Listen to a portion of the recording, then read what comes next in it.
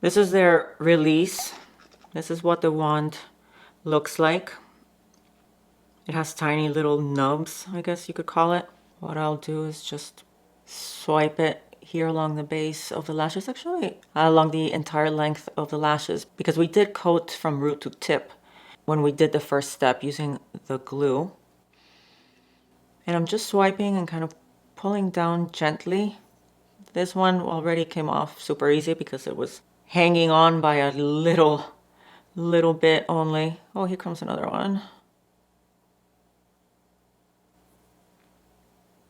I fully intend to reuse these gossamers.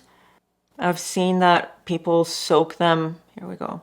People soak them either in alcohol or in a mixture of water and dish soap. I plan to use alcohol. Okay, that was easy. Now let's do the other eye. Here comes the third one.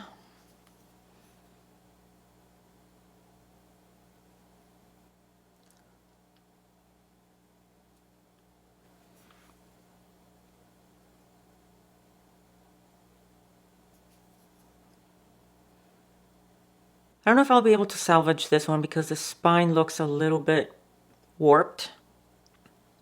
These are the A's, which stand for amplify, so they're their most natural looking style. If you get the B's, for example, which stand for bold, they're more dramatic. Their spines are a little bit thicker, meaning that they're sturdier, so they're not as delicate, they're not as fragile. And I think they might lend themselves more to reusing them several times, but we'll see. I've never tried the B's. The A's definitely look like I'll be able to reuse them after I soak them in alcohol and remove all of the glue and makeup buildup. But yeah, that's it. Sweet. I'm gonna go and take a thorough shower and get my face nice and clean.